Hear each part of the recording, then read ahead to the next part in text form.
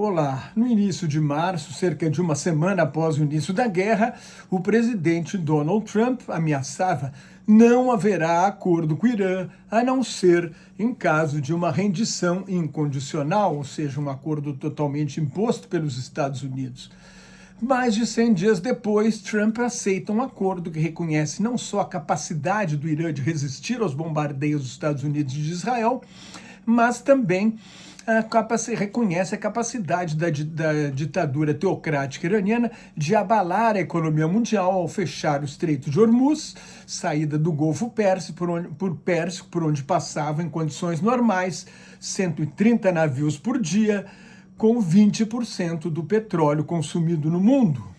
Com o anúncio do acordo, os preços do petróleo caíram em média 5%, para algo em torno de $80 o barril, ou um pouco mais. A normalização do tráfego de navios vai depender primeiro da remoção de minas. Trump declarou que isso será feito em 5 dias, mas pode levar semanas. Em segundo lugar, depende da reação das seguradoras. Durante a guerra na faixa de Gaza, os rebeldes Houthis do Iêmen, aliados do Irã, atacaram a navegação no Mar Vermelho. Apesar de um acordo dos Estados Unidos com os Houthis feitos no ano passado, o tráfego hoje é de apenas 56% menor do que era antes. O governo Trump afirma que este acordo não só abre o Estreito de Hormuz, como abre o caminho para acabar definitivamente com o programa nuclear militar do Irã.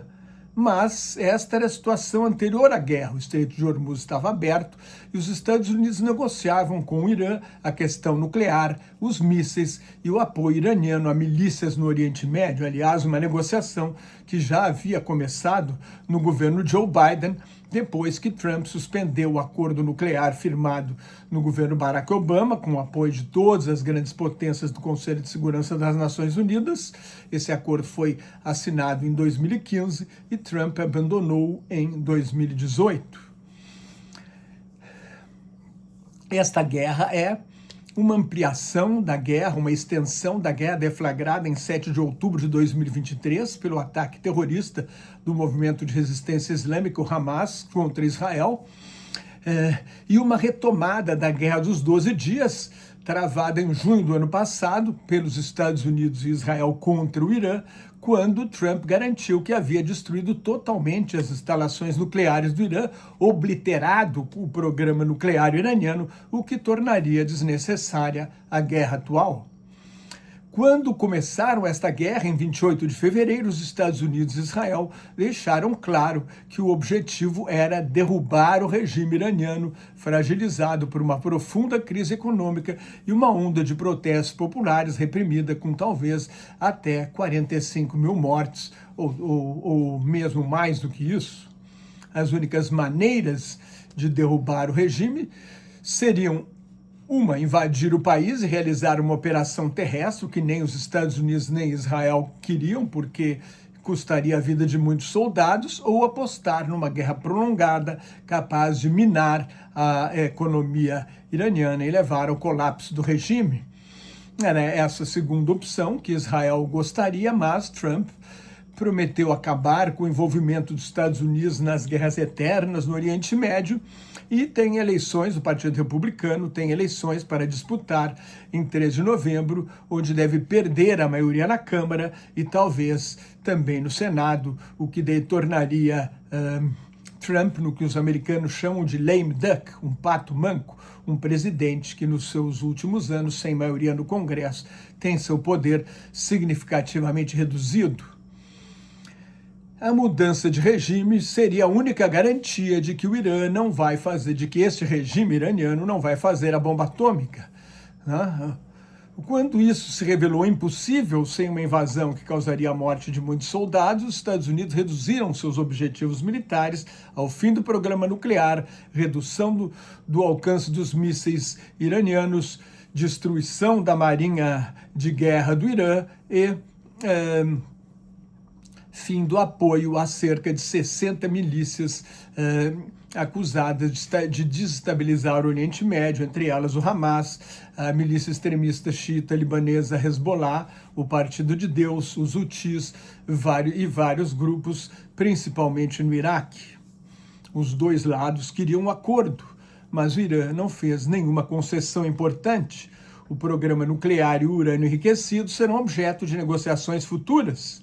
O Irã tem mais de 9 toneladas de urânio enriquecido, inclusive 440 quilos enriquecidos até 60%.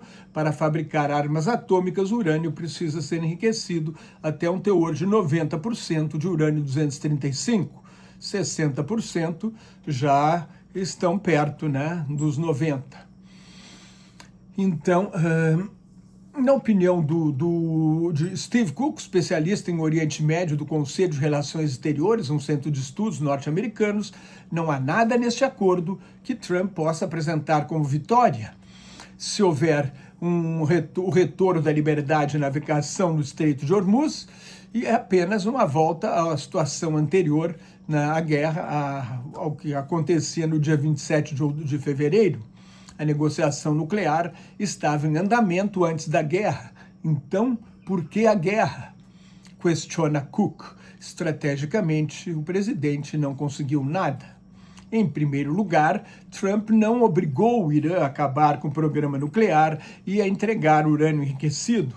Em segundo lugar, apesar das repetidas alegações de altos funcionários do governo Trump de que o Irã nunca vai desenvolver nem comprar armas nucleares, não há garantia nenhuma disso.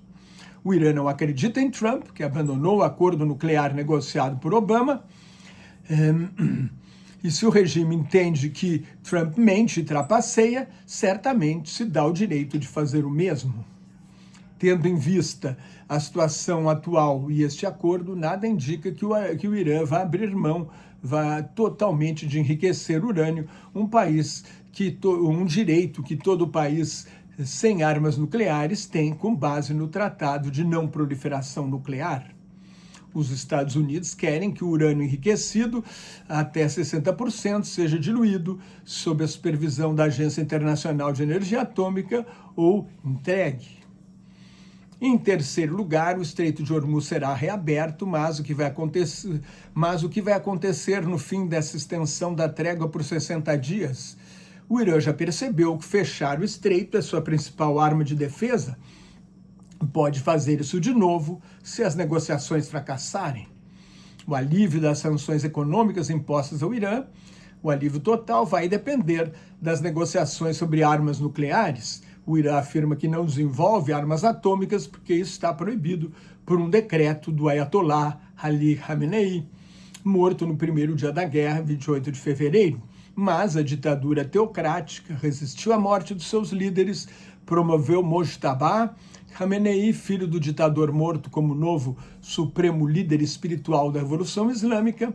Ele teria sido gravemente ferido no ataque que matou o pai e nunca mais apareceu em público, mas fica como uma figura. De vez em quando o regime divulga seus comunicados.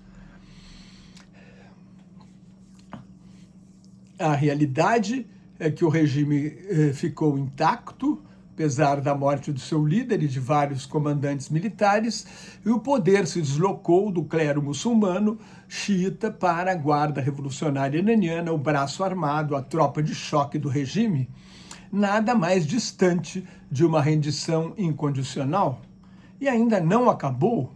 O maior erro, advertiu um diplomata que acompanhou as negociações, será pensar que este é um acordo final. Os Estados Unidos entenderam que não vai haver uma rendição total. Isso só seria possível com a invasão do Irã. Ao bombardear o país e não derrubar o regime, os Estados Unidos fortaleceram a linha dura e a determinação de fazer a bomba como última arma de defesa. Foi o maior erro da política externa de Trump, de vários erros que Trump tem cometido. Ressuscitou um regime zumbi, com uma ideologia retrógrada e ultrapassada, que massacrou seu próprio povo e estava nas cordas, não tem nada de novo a oferecer e vai se aproximar da China no xadrez da geopolítica. A guerra contra o Irã afastou os Estados Unidos de Israel, mostrou a importância dos estreitos chaves para o comércio internacional e, em mais uma derrota ideológica e estratégica para Trump, mostrou ao mundo a importância de acelerar a transição energética para reduzir a dependência do petróleo. Por outro lado, a guerra aproximou os países árabes de Israel.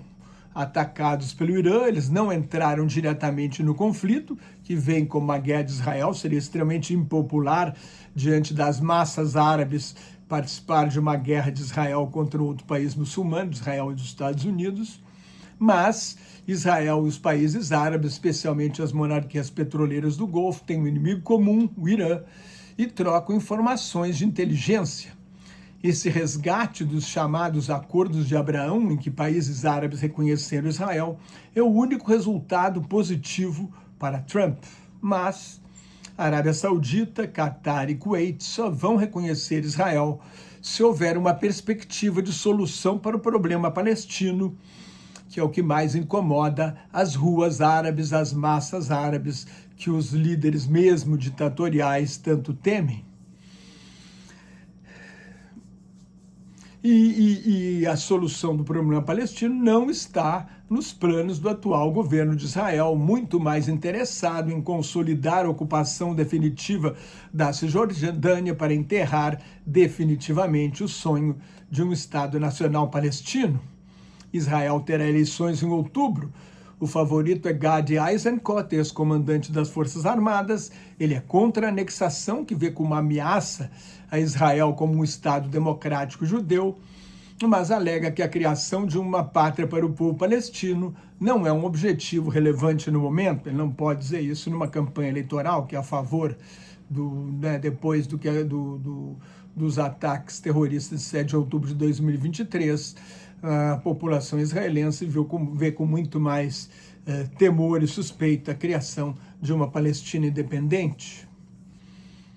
De um jeito ou de outro, Netanyahu é um dos grandes derrotados desta guerra. O primeiro-ministro se apresenta como o único capaz de garantir a segurança de Israel. Como disse outro líder oposicionista, Yair Lapid, que foi primeiro-ministro por pouco tempo, o Hamas ainda manda em Gaza, o Hezbollah manda no Líbano e no Irã. Um Khamenei de 86 anos foi substituído por um Khamenei de 56 anos. Um analista israelense considerou o acordo um desastre estratégico e é um bom resumo dessa história. Ele entende que Trump fez grandes concessões ao Irã sem ganhar nada em troca. O maior absurdo, de acordo com este analista, é acabar com as sanções ao petróleo iraniano que havia antes da guerra. Em troca, os Estados Unidos não conseguiram nada em relação ao programa nuclear, aos mísseis balísticos e às milícias financiadas, treinadas e armadas por Teherã. Se você gostou, assine meu canal no YouTube, leia o meu blog Globalização em Crise, me siga no Instagram, no Threads, no LinkedIn, no Substack e no Facebook, onde colaboro com o Grupo Quarentena News. Muito obrigado pela sua atenção. Até mais. Tchau.